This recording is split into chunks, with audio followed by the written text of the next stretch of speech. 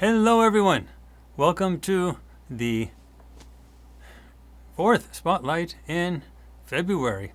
And this is really going to be a very interesting spotlight for you today, I guarantee you that. However, I do want to say that if you have not yet watched the latest ET board meeting that was released like yesterday or the day before yesterday, I think it was released yesterday. It was like just released, and it's available on FARSIGHT'S.com, and it is something. So you should really take a look at it. It really gives you a good idea of the types of advice we're given. It's really great because you get to see the type of advice that we are given in these ET board meetings. Now, we get advice sort of a variety of ways, but there's two direct ways. The conversations with Harvey, that's number one, and then the ET board meetings. So everybody gets to sort of chime in and talk things over. And that's really what structures what you see in Farsight, what you see on our streaming service, FARSIGHT'S.com, on YouTube and everything. I mean, to be quite honest, we didn't want to tell people that we were actually interacting with extraterrestrials because we didn't want to deal with the ridicule factor and everything else. But they insisted that we video record these things and show them. And they also wanted us to show people what it's like to talk telepathically and to see extraterrestrials without requiring our visual eyes to see them. And because that's something that you should be able to do. Everybody should be able to do that, but on this prison planet Earth, those capabilities have been removed from you. So they wanted you to see that. They didn't want to bend themselves down to the human level. They wanted to raise humans up their level. And the other reason was practical, because if they show up in real physical, visible form, the military would intervene immediately. You have to trust me on that. They crash the ships, my friends' ships, the good ET ships. They knock them out using technology that was given to them by the bad ETs. And that's why the UFOs crash. And that should not be in dispute. David Grush and others have been testifying in Congress with Pentagon clearance about that, the so-called crash retrieval program and the non-human biologics, my friends, that are captured along with that. So this really is not in dispute that this thing happens. And I know now there's rumors that there might be more disclosure coming about in the coming months. I don't know. Anything that comes out of the actual governmental infrastructure, I have serious questions about. But nonetheless, the question that you should be saying is, if extraterrestrials are there, and congressional hearings seem to suggest that that's the case, UFOs are all visible, we have shown you in our own stuff how to take video recordings on demand in the middle of the day using infrared cameras with 120 frames per second cameras in any time you want during the day. We've shown you how to do that on our website. We detail those procedures, and we show you those procedures on FARSIGHT'S.com. And we're going to be showing you those procedures again in March. We had to wait till it gets a little warmer, but it's warming up. And, there's really no debate that the extraterrestrials are there and the ships are there. We can show you how to record them like any day you want. And with that, you should obviously be asking, do some of the extraterrestrials simply want to talk with us? Do some of them not want secrecy? Now, according to Haim Eshed, former CEO of the Israeli Space Directorate, and retired general, and now a college professor, he said that secrecy is actually written into the agreements that the ETs, actually the ETs that we call the bad ETs, but it's written into the agreements that they have with the U.S. government. That was a free will decision. So the bad ETs really definitely want this secrecy. The good ETs don't want the secrecy. So you should be asking, well, don't any of the good ETs want to talk? Well, yes, they do want to talk, and here we are. They are talking, and they have been talking for years. And we wouldn't even show you except that they're insisting. Anyway, that's what the ET board meeting is all about. They want you to see it. They want you to watch them talk with us. Just yesterday, we put up the latest on FARSIGHT'Prime.com. Really, if you really want to know what's going on, that's what you really should watch. Okay. All right. So, right now, I want to pivot into the topic of today. Ladies and gentlemen, friends, in today's spotlight, I want to begin by looking at something very concrete, not mythology, not theology, and not speculation. Architecture. That's right. I want to look at architecture. Now, to appropriately assign credit, the original architectural research on what I am about to present was done by my son, Aziz Brown. And this is his field, archaeology, anthropology and archaeology. So if you stick with me on this, I will now show you how all of this relates to the behaviors of human elites, horrific behaviors, and to the activities of Jeffrey Epstein himself. Archaeology. Now, to begin, let me put two images for you to compare in your mind, okay? So, just take a look at these two images. All right. Now, this structure that you're looking at right now is the structure on Little St. James, the building on Epstein's Island. Now, this structure is often called Epstein's Temple. Now, take a good look at that, okay? I'm going to show you the next image. Now, this image is Hammam Yalbuga in Aleppo, Syria. Hammam Yalbuga in Aleppo, Syria. It was built in 1491 during the Mamluk period. Now, if you rely on mainstream web searches, you will immediately be told that Baal temples, B-A-A-L, Baal temple. Remember, Baal is the same as Zeus, who's the same as Ra. You will be told that Baal temples were colossal stone ruins, and that the Epstein structure looks nothing like them. And you will be told this is conspiracy thinking. End of conversation. But that response asks the wrong question. The question is not, does this look like a 2,000-year-old ruin? Okay. The question is, what architectural language is being used in the Epstein building? Now, let's again look carefully at the Little St. James structure. Okay, so let me bring that back. Now, this structure has a square footprint, a central dome rising from that square, a visually dominant facade, and, most strikingly, alternating horizontal bands across the exterior surface. Now, that alternating banding is not random paint.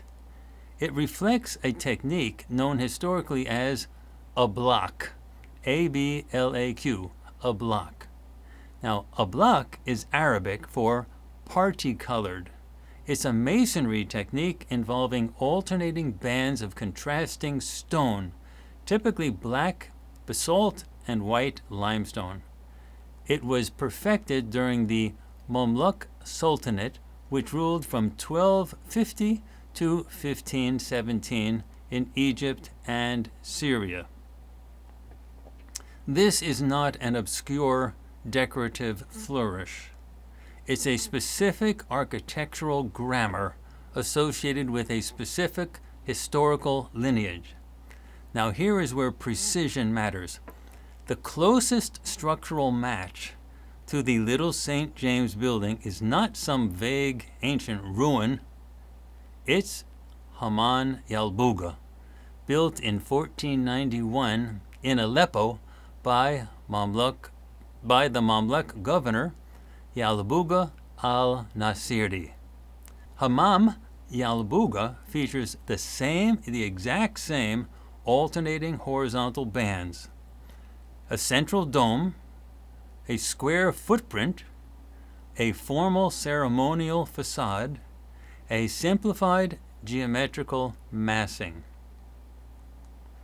So, the Epstein structure is not stone masonry, it is painted, and it is smaller, and it is modern, but visually it is a simplified echo of that specific Mamluk architectural grammar. Now everyone, let's pause and think. This does not prove ritual continuity. It does not prove cult worship. And it does not prove anything occult. But it establishes something more important, narrower, and more defensible: architectural lineage. Architectural languages carry ancestry. Styles do not emerge from nowhere. When a highly specific, highly detailed, and highly specific architectural aesthetic from a particular historical region appears in a modern elite context, it is intellectually legitimate to ask, why this style? Why this lineage? Why this reference? At this stage, we are not making conclusions, we are simply identifying the architectural code. This is architectural lineage, and we are using architecture to psychoanalyze the people who use highly specific styles. Well, let's pivot now to the slave king lineage. Let's go deeper into that lineage. Now, the word Mamluk, it's in Arabic. It literally translates to owned or possessed. Now, that is not metaphorical language. It means slave. The Mamluks were not originally aristocrats. They were not originally aristocrats. They were not born as rulers. They were not born as rulers. They were imported as military property under the Ayyubid Sultanate. The Ayyubid Sultanate. And that's a Kurdish Islamic dynasty that ruled before them. Now, these boys were primarily Turkic and Caucasian, and they were purchased, bought. They were then transported, and they were trained as elite soldiers. They were owned. They were property. But in 1250, 1250, in 1250, that year, something extraordinary happened. These owned soldiers assassinated the last Ayyubid Sultan and seized the empire for themselves. Can you believe that? Now, the owned became the sovereign. The slave became the king. Now, this is not myth. That is documented medieval history. It happened exactly that way. Now, the Mamluk Sultanate ruled from 1250 until 1517. That's a long time, folks. For more than 2.5 centuries, this former slave class governed Egypt and Syria as the dominant military political power of the region. So, when we look at a block architecture perfected during this period, we are not just looking at decorative banding, we are looking at the architectural signature of a ruling class that was born from bondage and rose to absolute authority. The oblak facade became a visual declaration of power. It appeared on mosques, madrasas, civic structures, and high-status bathhouses. It projected stability, legitimacy, and dominance. Well, now consider the symbolic arc embedded in that history. A class of men who were once owned become rulers. They move from being property to becoming proprietors, from being controlled to exercising control. This is the historical foundation of what we might call the slave king archetype, a ruler whose origin lies in ownership, a sovereign whose identity is shaped by the reversal of bondage. When that architectural language appears centuries later in a modern elite context, even in simplified painted form, we are not claiming that the builder consciously reenacted medieval history, but we are justified in acknowledging that architectural languages carry memory. Somebody had to make the decision to make Epstein's building look like that. The Mamluk aesthetic is not neutral.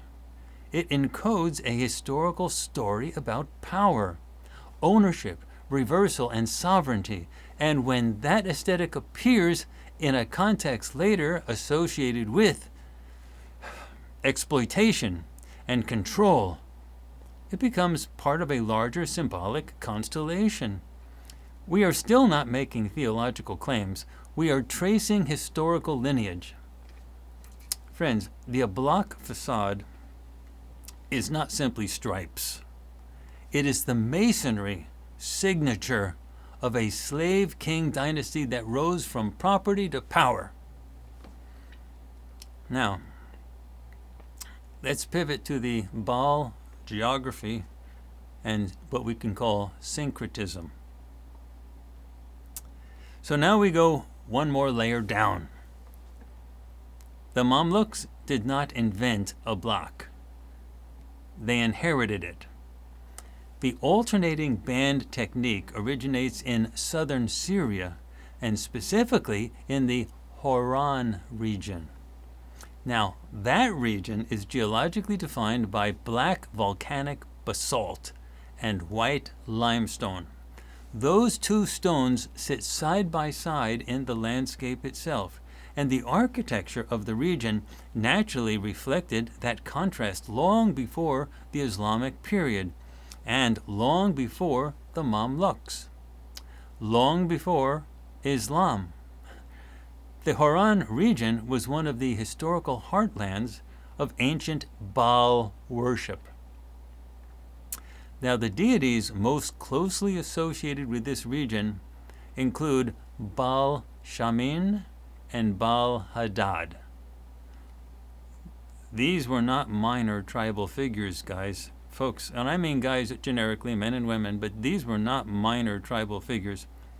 They were central storm and sky deities in the ancient Levant. Temples dedicated to these Baal forms were constructed using the same regional stone palette, black basalt and pale limestone, and that later became formalized into a block banding. So the alternating stone language did not originate as a decorative flourish of Islamic power. It originated in a landscape where Baal was the supreme cultic authority, and the masonry was native to Baal country. The Mamluks did not create that stone contrast. They institutionalized it. They formalized an already existing regional sacred aesthetic into the high-status architectural language of their rule. Now, we move from stone to ritual. The word hammam means bathhouse. But in ancient Near Eastern religious practice, purification rituals were not merely hygienic acts. Ritual washing preceded entry into sacred space, and before approaching Baal's presence, one purified the body. Sacred washing pools were physically attached to temple complexes, and over the centuries, this ritual logic evolves into civic bathhouses architecture. And when we look at Hammam Yalbuga in Aleppo, built in 1491, in a city that once housed major temples of Hadad, we are looking at a structure that sits geographically and historically atop layers of earlier cultic space. And again, we are not claiming direct ritual continuity. We are identifying historical layering. So now let us move into syncretism. Religious identities in the ancient world were not isolated. Deities merged across cultures. Baal, in certain Phoenician contexts, was identified with Baal Haman. And over time, Baal Haman became associated with Greek Kronos and Roman Saturn. You've heard of those, right? This is not fringe speculation. This is very well documented in classical religious syncretism studies. So when empires encountered one another, gods were mapped onto gods. Baal Haman, Kronos, Saturn. The identity shifts, but the archetype persists. Kronos in Greek mythology represents time and sovereignty, and Saturn in Roman mythology represents dominion and architecture cycles and power over generational succession. Now, we are not yet discussing the darker mythic elements. We are establishing syncretic language. A Levantine storm and sovereignty deity becomes associated with a Greco-Roman temporal sovereignty archetype, and that is the historical record. So now when we trace a block masonry from Horan geology through Baal country sacred architecture and formalized by the Mamluks and syncretized into Saturnian cosmology, we're observing a chain of symbolic inheritance. Now, this does not prove cult survival, but it demonstrates symbolic persistence.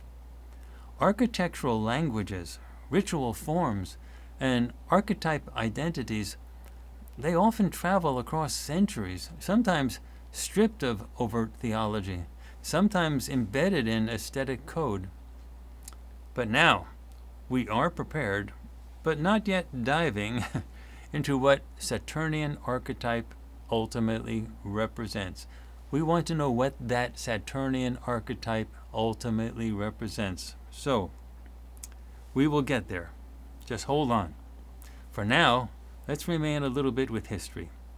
We remain with geography. We remain with documented secretism. We are tracing lineage, not declaring dogma. So, friends, we're going to go into the devourer archetype. The devourer archetype. You heard me right. So now that we have established the syncretic chain, Baal and the Levant, formalized through Mamluk architectural language, and later mapped into Greek and Roman cosmology, we need to examine one additional element of that cosmology. Now, not as accusation and not as proof, but as archetype. When Baal Haman becomes associated with Kronos in Greek tradition and Saturn in Roman tradition, something important shifts. Now, listen. Kronos is not simply a sky god. Kronos is time. And Saturn is not simply agricultural fertility. Saturn is dominion over cycles, especially generational cycles. Now, in classical mythology, Kronos fears overthrow by his offspring. So please listen to this. Kronos feels overthrow by his offspring. So what does he do? He consumes them. Friends, he eats the babies, one by one, at birth. This is not fringe myth. It is foundational Greek mythology. Saturn, Kronos, the devourer of his own children. Now let us slow down here. We are not claiming that mythology equals modern behavior. We are not equating architecture with literal ritual. But we are examining archetypes. And in mythic language, Chronos represents something very specific. Power that preserves itself by consuming the next generation. Power that maintains sovereignty by preventing succession. Power that devours youth physically in order to avoid displacement. That is the archetype. Now, archetypes do not disappear when religions change names. They persist in symbolic systems. Saturn becomes an astrological principle. Time becomes a metaphysical structure. And dominion becomes institutionalized. And the devouring of children becomes symbolic of generational control. Now we ask a disciplined question. When we observe an architectural language tied historically to Baal country, a lineage of owned becoming rulers, a syncretic bridge to Saturnian cosmology, and documented behavior on Little St. James, Epstein's Island, involving the exploitation and torture of minors, are we observing coincidence? Or are we observing symbolic resonance? Notice what I am not saying. I am not saying that someone stood on that island chanting to Saturn. I'm not saying that a literal cult ceremony occurred. But I am saying that symbolic systems encode worldview. And when the archetype of generational consumption appears mythologically aligned with documented exploitation of the young, it becomes intellectually legitimate to examine the convergence. Now here is where the escalation really begins.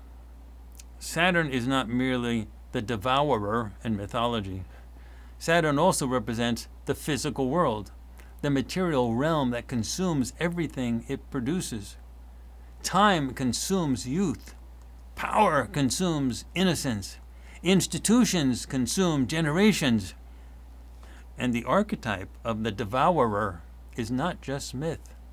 It is structural.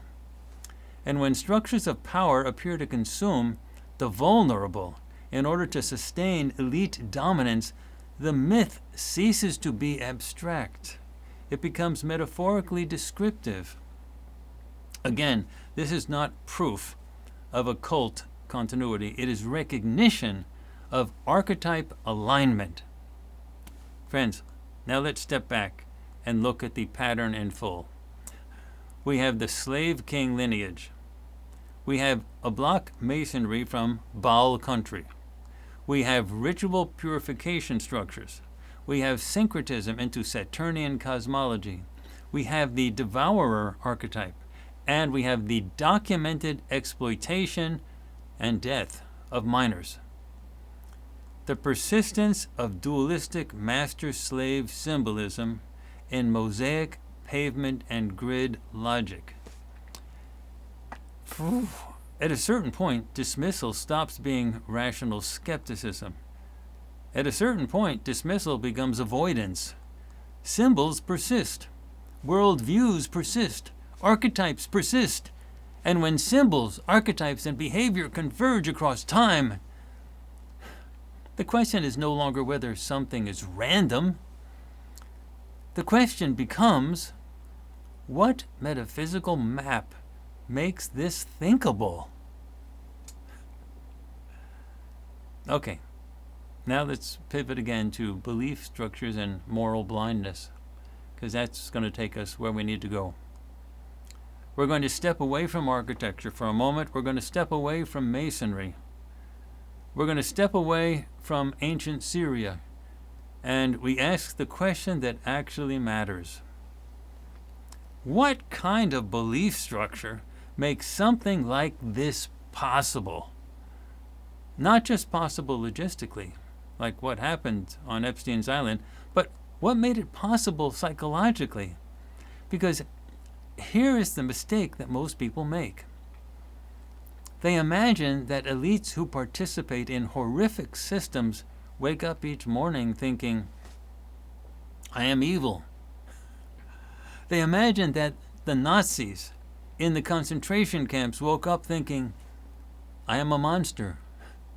But history does not support that. The architects of the Holocaust did not think of themselves as villains. They operated inside a cosmology, a way of thinking, a metaphysical map, a worldview that redefined purity, destiny, hierarchy, and necessity. And inside that belief structure, what the outside world calls horror was reframed as duty. This is not moral defense, it is psychological explanation. Belief structures do not merely shape opinion, they shape perception itself. And they determine what feels natural, what feels justified, what feels inevitable. Now, apply that to elites, all elites, political, financial, religious. They have metaphysical frameworks. No one rises to power without a map of existence in their head. And here is something the public rarely understands. Elites do not present their true metaphysical maps to the masses. They don't tell you. They present simplified ideological talking points, political slogans, moral branding, public-friendly narratives. But beneath that surface layer, there is always a deeper cosmology. And that cosmology shapes behavior far more than campaign speeches. If an elite class operates inside a worldview in which hierarchy is sacred, ownership is natural, and the preservation of power is a cosmic mandate, then exploitation and even torture and death does not feel like horror. It feels like structure. If a belief system encodes that some beings exist to be used or consumed for the continuation of sovereignty, then moral revulsion becomes muted. Not because the participants lack intelligence, but because they are perceiving reality through a filtered metaphysical lens. And this is the critical point. Belief structures filter perception. They do not merely justify action after the fact.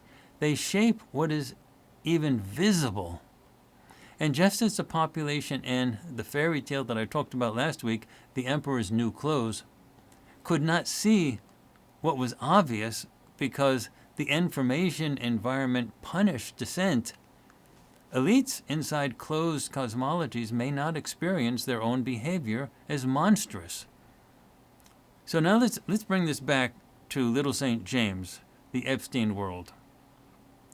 If a ruling class operated inside a worldview aligned with hierarchical dominance, ownership logic, preservation of power through generational control, dualistic master-slave cosmology, sacrificial archetypes embedded in myth,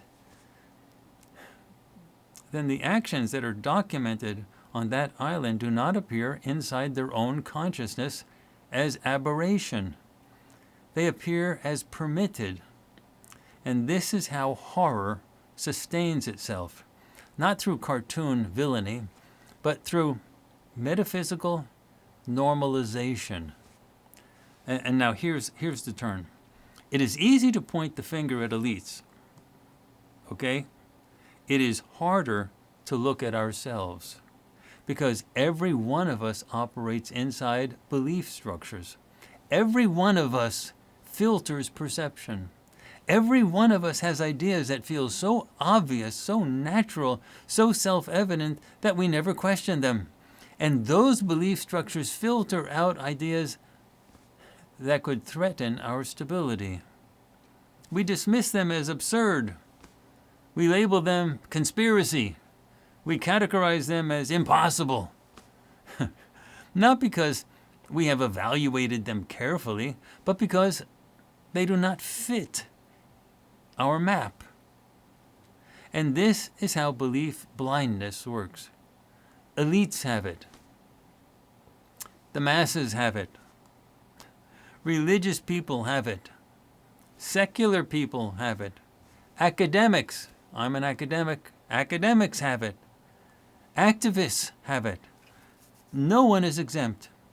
So the real question becomes, what is the metaphysical map that governs the behavior of the elite class? And what is the metaphysical map that governs you? And until we ask that question, we remain trapped inside someone else's architecture. I want to address a philosopher, theorist that I really love, and that's Hannah Arendt. So, before we move further, I want to ground our discussion in something that is not speculative at all, but deeply philosophical and historically documented. Hannah Arendt, in her essay Lying in Politics, examined the Pentagon Papers and the culture of fabrication within the American political elite during the Vietnam War. But what she uncovered was not merely that politicians lie, although that was big. That has always happened. Politicians always lie. What she identified was something more dangerous. She observed that modern political actors do not merely lie about facts. They construct entire substitute realities, self-contained narrative systems designed not simply to mislead the public, but to stabilize the self-image of those in power. And here is the crucial point. Over time, those who fabricate reality for strategic purposes begin to believe their own fabrications. They really do. The lie ceases to be tactical and it becomes structural. Image replaces fact, and the narrative replaces reality. And the distinction between truth and story erodes not only for the public, but for the decision makers themselves. Now, Hannah Arendt warned that this is profoundly destabilizing because reality eventually resists fabrication. Facts have a stubbornness. Events occur. Consequences accumulate. And when a governing class has insulated itself inside a constructed worldview, it becomes incapable of perceiving the very conditions it has created. And this is not simple dishonesty. This is epistemic dislocation. And this connects directly to what we have been discussing. When elites operate inside a metaphysical map that normalizes hierarchy, control, ownership, and preservation of power at all costs, they are not merely telling lies to others. They may be inhabiting a reality constructed by their own belief structures. In such an environment, moral horror does not register as horror. It registers as necessity, as strategy, as maintenance of order. Arendt's insight helps us understand that the most dangerous form of political lying is not the concealment of facts, it is the construction of an internally coherent alternative world. An internally coherent alternative world, one that shields its inhabitants from the corrective force of reality. And when that occurs, exposure is not just scandal, it's rupture. It's rupture. It's rupture. And that's what we're experiencing now. It is a collision between constructed narrative and stubborn fact. The collision between constructed narrative and stubborn fact. So when we ask, what metaphysical map makes something thinkable? We are not engaging in fantasy, we are examining the architecture of belief that allows a ruling class to detach from reality without knowing it. And that is not ancient history, friends. That is perennial political danger. And that is how elites walk into behaviors that are morally horrific to all of us. And as the old saying goes, They are living in an alternate reality, and that is what happened on Epstein Island.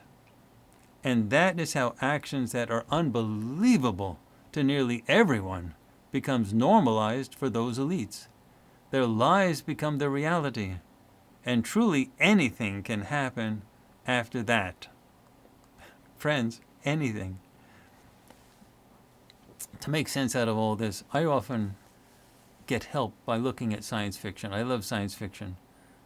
So before we close, I want to step away from architecture, mythology, and political theory for a moment, and I want to turn to something that many of you know well, science fiction. Philip K. Dick wrote a novel titled Do Androids Dream of Electric Sheep? Now, this later became the film Blade Runner, directed by Ridley Scott. At its core, Blade Runner is not about robots. It's about definition. And in that world, artificial beings, called replicants, are manufactured by a corporate elite. They are stronger than humans, often more intelligent, but they are legally defined as property, tools, products, things, and they are hunted down and retired when they outlive their usefulness. Now, the central mechanism for determining whether someone is human is called the Voigt-Kampff test. And that's a test that measures emotional response, particularly empathy. And think about that. Humanity in that world is not determined by biology. It's determined by empathy. Now, consider the tragic irony of this. As the story unfolds, it becomes increasingly unclear who the real machine is. The replicants, the supposedly artificial beings, display longing, fear, love, grief, awe. They crave life. They want more. They want more time. They experience the world with intensity. Meanwhile, many of the humans, particularly those in power, display detachment, coldness, instrumental reasoning, ownership, logic. And the most famous moment in the film comes at the very end. Roy Batty, the replicant hunted for elimination, saves the life of the man sent to kill him. And then he says, "I've seen things you people wouldn't believe." And he speaks of wonder, of memory, of beauty. And then he says, all those moments will be lost in time, like tears in rain. And he dies. The being defined as property shows more humanity than the beings who defined him. Now let's think about this. What Blade Runner is really asking is this: what kind of worldview allows a ruling class to look at another being and not recognize its humanity, its sentience, its beingness, its interiority? What belief structure allows a society to redefine persons as instruments, to categorize life as disposable, to normalize exploitation, torture, and death as maintenance? In that world, the replicants are hunted not because they lack feeling, but because they are defined as less than fully human. This is ontology, the definition of what is real, what counts, what matters, determines morality. And once a system defines certain beings as less than fully real, less than fully worthy, the door opens to horrors that feel administratively rational inside that worldview. And this is not just science fiction, it's a mirror. We have been talking tonight about architecture, lineage, archetypes, and belief structures. But at the heart of all of it, it is a simple question. Can we still recognize the beingness or interiority of others? Can we resist belief systems that categorize some lives as expendable for the sake of preserving power? Can we step outside the grids, the hierarchies, the dualisms, the maps of ownership, long enough to see clearly? In Blade Runner, the machine becomes the moral teacher. The one defined as disposable reveals the poverty of the system that defined him. And perhaps that is the final lesson. When belief systems detach from empathy, they become self-justifying prisons. When empathy returns, the grid begins to crack. And that, more than architecture, more than myth, more than power, may be the place where renewal begins. Friends, I have to turn personal now and tell you about something that happened to me. At this moment, I want to tell you a true story, absolutely true in every detail. Some time back, when I was living in Africa, I was fishing for my lunch. I had a spear gun that was powered by a strong elastic, and I walked out to the reef during low tide, climbed over the reef wearing a mask, flippers, and snorkel. Then I swam about half a kilometer out from the reef into the open ocean. And I began to dive as I searched for my lunch. I was diving about 10 to 20 feet down. There were so many fish, and I was actually salivating while I was diving when I saw all those delicious-looking fish. I was trying to pick the one to spear, and then I bobbed up to the surface to get another breath, and I found myself right next to the largest shark I could ever imagine. A shark that was about 4 feet away from me. Did you hear that? 4 feet away from me. It was bigger than my house in Mombasa, and I had a good-sized house. It then moved its shark tail, and it created a whirlpool so big I actually worried about being caught in it. Then I looked at my spear gun, and I looked back at the shark, and I literally said, "Who am I kidding? This will only bounce off that thing." And then I remembered what I was told to do if I ever encounter a shark in the open ocean, which I never really thought I would experience. Well, the advice was to stay calm and to act like I knew what I was doing and to calmly swim back in the direction of the shore, which in this case was the reef where the breakers were hitting. So I began. And after about 30 seconds, I was in complete panic. I was gagging, splashing as I swam in the direction of the reef. I kept looking back, expecting to see this huge mouth coming to bite me in half or eat me whole. Well, I soon got to the breakers, and I started to climb onto the reef. And I literally said to myself, "Goodness, my death was so painful, I could not remember it." And it was still low tide, so I walked back to the beach, and I approached some friends cautiously. I carefully stepped towards one of them, and she looked at me and said, "Oh, hi, Dr. Brown. Did you catch any fish?" I then literally stood there in disbelief, and I asked, "Can you see me?" I swear that's what I asked her. "Can you see me?" I assumed that I was dead and that my ghost was all that was left, so I should be invisible to her.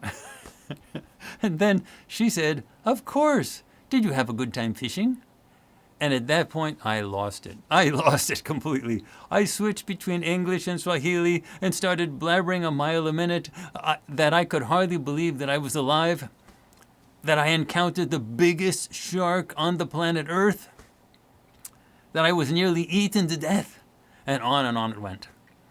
I could not stop talking, and eventually, later that evening, back in Mombasa, I continued to tell all of my friends what happened, and anyone on the street who would listen.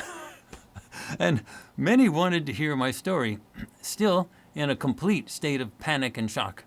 And the story spread like wildfire all throughout Mombasa, and little kids who I did not know happily came up to me and asked me to recount my story again and again, all in Swahili, and they thought it was so amusing how this white guy was almost eaten by a shark.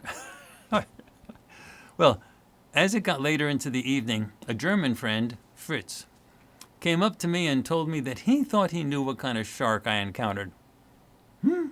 Well, curious, and still in a state of shock, I went with him to his place, and he showed me a German magazine where there was an article with pictures of whale sharks. Now, they are true sharks, but they are plankton eaters. But I recognized it immediately. That was the shark with the spots. They swim with their mouths open to filter the plankton, and it is good that I saw it from the side and not from the front, because if I had seen it from the front, heading towards me with its mouth, its huge mouth open, I am absolutely certain I would have died of a heart attack that very instant. And then another friend of mine, an American, and as you can imagine, in my state, I was attracting a collection of my friends as well as others. Well, that friend told me that I was an idiot and that I should have grabbed onto the shark and taken a ride. But I knew that was not good advice, since the shark was actually heading out to sea, not towards the reef. So, well, that is what happened to me in Africa while fishing without a boat in the open ocean. So what does this very true story have to do with everything we've been talking about tonight? Well, when we talk about the Epstein events, it is clear that all of those participating elites perceived their participation as very different from how nearly everyone else on this planet would think of it. Those elites thought of what they did in ways that we now understand as crazy. But they thought everything was real and okay. How could this happen? Well, when I saw the shark, I did not see a whale shark. I saw my death. I saw teeth. I saw violence. I saw inevitability. My mind built the story instantly, and once that story was built, my body reacted to it as if it were true. I was so convinced I was dead that when I walked back to the beach and someone greeted me, I genuinely wondered whether I was a ghost. That's how powerful perception is. Now here's the important part. The shark was real. The ocean was real. The danger felt real. The danger felt real. But my interpretation was wrong. And the story I built around what I saw determined my entire emotional world. So tonight, we have been talking about architecture, lineage, mythology, archetype, belief structures, elite cosmologies. All of that is heavy. But here's the takeaway. Before we decide what something means, we have to make sure we are seeing it clearly.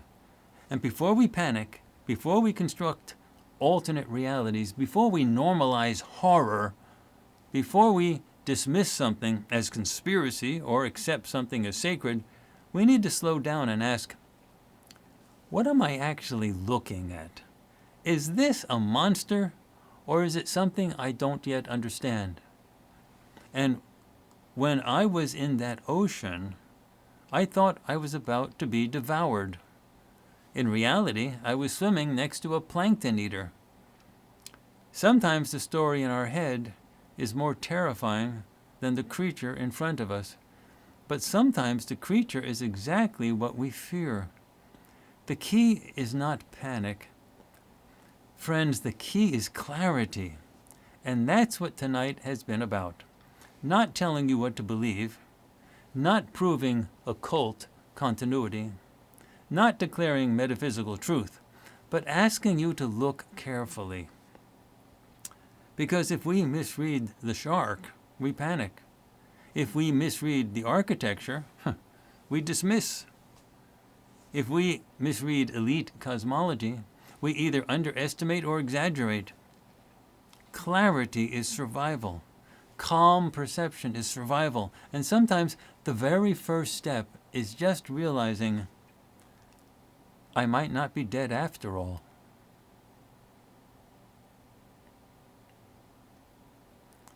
Friends, that's what I came to tell you, talk with you about. We had a great turnout today, and I'm glad everyone stuck with me on this. And again, if you have not yet seen the ET board meeting that we just put up the other day, on FARSIGHT'Prime.com. Really do that. And do remember to sign up for the free email newsletter that you can find on our website, farsight.org. And if you're a subscriber to our streaming service, FARSIGHT'Prime.com, you're getting all of the major truth. And for our YouTube channel, please click on that subscribe button and click on the notifications bell so that you can be notified about these live streams. And friends, we are getting close to the end of February, and when we get into March, we're taking you to remote areas. Live streams as well as recording stuff, and you'll be pretty surprised when you see where we go. Friends, thank you for being there. Thank you for being my friends. Thank you for watching and for supporting all that we do. And you know what's going to happen? I'm going to see you again next week. You'll be seeing stuff come out, including the new mind control mystery very soon. Aziz is working on the final comments on that right now, so that should be going out pretty soon. The mind control mystery is amazing. And I'll be seeing you next week, Sunday, in the next Spotlight. So see you then, all right?